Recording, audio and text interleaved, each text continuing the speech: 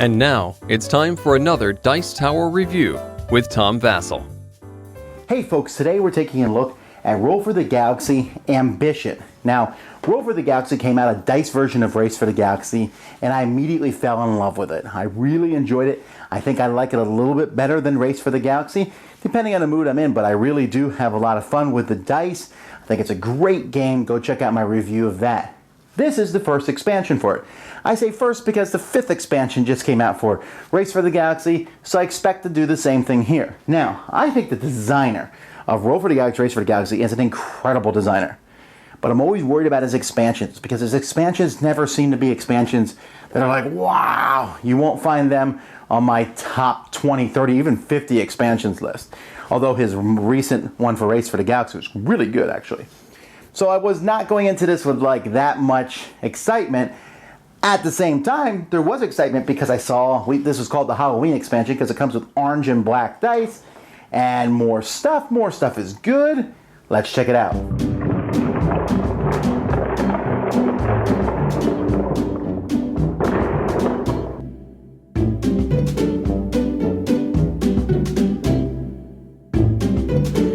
The first thing we want to look at are objectives.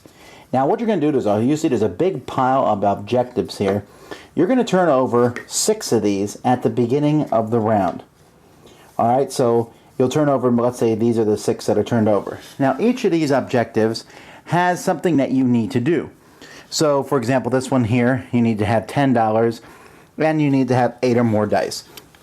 This one here, you need to have 4 dice assigned to both produce and ship.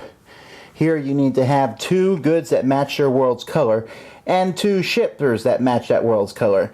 Here you need to have 5 or more victory point chips. Here you need to have 4 different colors of world, not counting gray. Here you need to have 4 plus developments with develop or settle powers. And there's all sorts of things. For example, here's one where you need green stuff. Here where you need a 6-point development or a world that's 5 or higher. Or 3 things that let you reassign dice. Or yellow planets, or red planets, or purple dice, or there's all sorts of things. Now, at the end of each round you check, has anyone accomplished any of the goals? If someone has, or maybe even multiple people have, let's say 2 people at the same time manage to have 1 of each of the colored planets other than gray. You'll notice here at the top that it shows 3 of these stars. These are tokens that each player who's accomplished that objective will get. That objective is then flipped over, and so that's the end of that. But those players are going to get these, and these are worth a point at the end of the game. However, instead of using them as a point at the end of the game, you can use them essentially as wild dice. So on your turn, when assigning dice, you can assign them underneath something. If it doesn't go off, you still have them. But if it does happen, maybe, I launched this one here, I would get 3 explore actions with this. So you might use these as wild dice. And that is simply all the objective tiles do. Now there's a whole pile of these tokens because you can get a whole lot of objectives over the course of a game, and they give you a chance to use both wild dice and to score points at the end of the game. Speaking of dice, each player is going to replace one of the 3 white dice that they got at the beginning of the game with a black captain's die. Now you notice this die has 2 things on the different sides.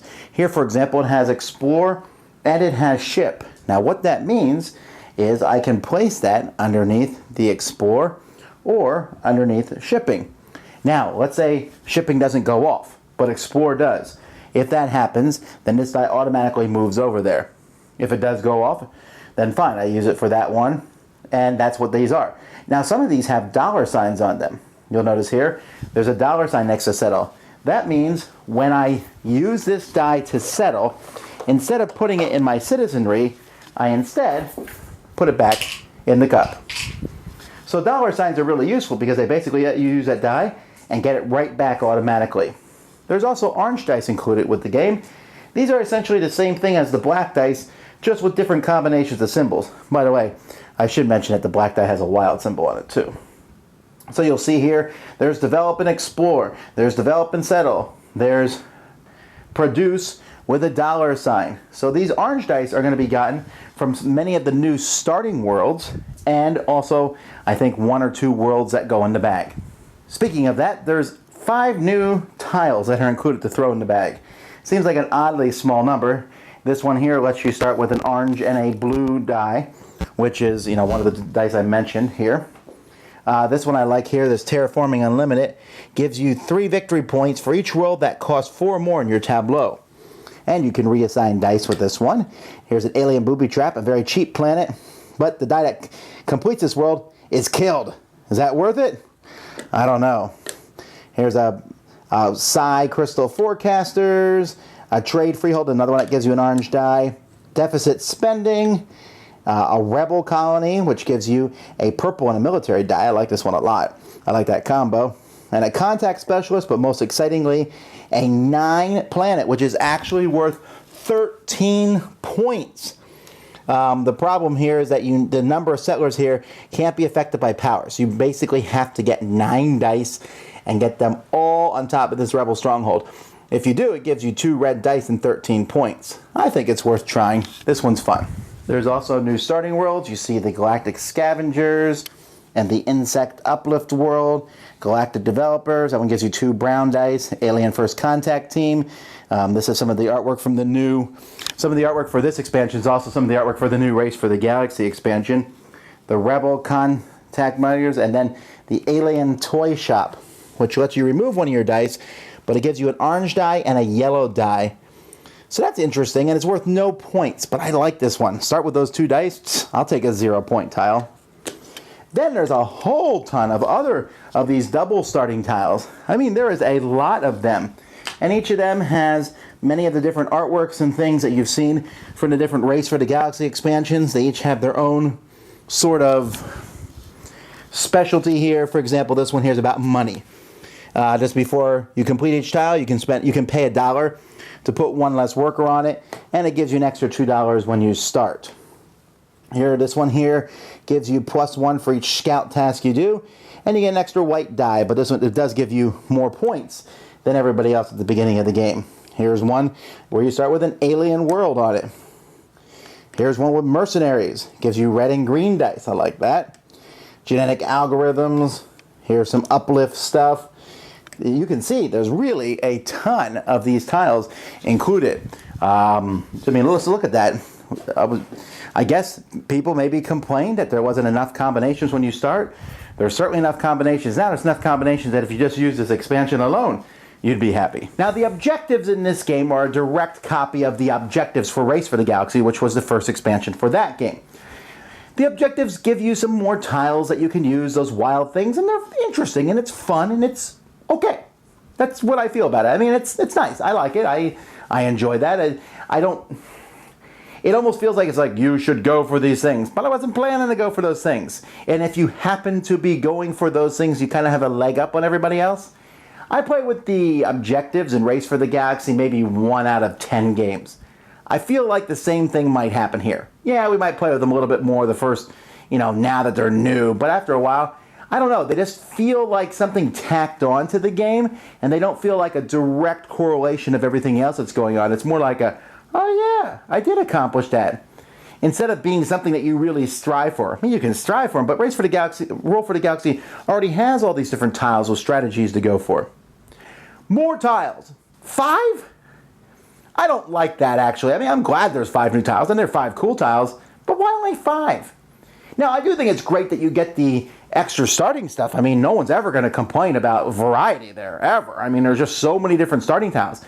But why don't they cut like half those starting tiles out and give us more tiles for the bag? We'd see those more often. The starting tiles, you only get to see those in a game, maybe. The ones in the bag, you'll pull out more often. The orange and black dice. This is what brings the expansion up to being good. I really like these dice. If I have the chance to get orange dice at the beginning of the game, I will gladly take them. I really like the double sides. I like the money things. They pay for themselves. Having that black die also helps accelerate things. It's always going through. It's always one of the first dice you'll throw back in your cup. You'll pay to get that one back. It has a wild side. It has the double things. It just gives you more options. It's a nice, clean thing, and is almost essential to playing. I will always play with the black die. Of course, I'll always play with the starting worlds too. So that being said, yay for the expansion. I like it. I just wish I loved it, right? I like it a lot, and it's good, and I'll play with it.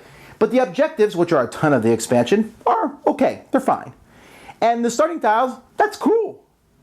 The orange and black dice, oh, they're great. But they're such a minor part of the expansion. I wish they just put more tiles into it. All right, but instead of wishing what it might have been, talking about what it is it is a solid, decent expansion that I would get if you want more stuff for Rule for the Galaxy. Just don't expect it to be any sort of game changer. Dice Tower Judgment, approved! Thanks so much for watching the Dice Tower videos. Find more great videos and reviews as well as our top-rated audio podcast at Dicetower.com. You can also find other great shows at Dicetowernetwork.com. I'm Eric Summerer, and you've been watching The Dice Tower. The Dice Tower is sponsored by Cool Stuff Inc., where you can find great games for great prices. Cool stuff in stock. Check them out at CoolStuffInc.com. Shut the door.